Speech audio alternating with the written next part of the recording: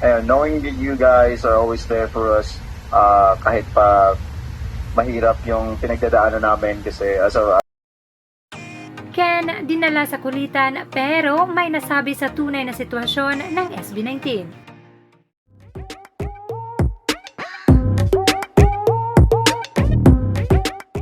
Marami tayong mga tanong kung bakit nga ba di na ginagamit ng mahalima ang SB19.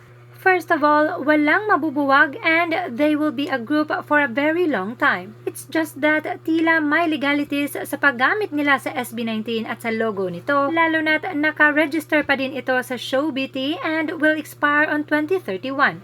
Kaya siguro hindi pa nila magamit ito dahil hindi pa nila ito legal na nakuha o nabili. At heto nga sa mensahe ni Ken sa TM event nila, although nakikipagkulitan ito, pero mapapansin na may pinapahiwatig ito sa kanyang mensahe. Narito. Salamat sa pagsama sa amin.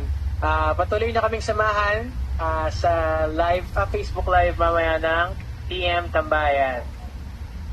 tama yan. Tama yan. Okay na to microphone ko.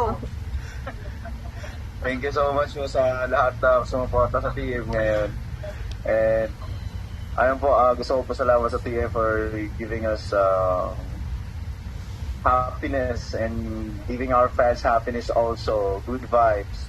And knowing that you guys are always there for us, kahit pa mahirap yung pinagdadaanan namin kasi as a human being, di naman maiiwasan yung mga ganung bagay. But still, you guys are always there for us. So thank you so much.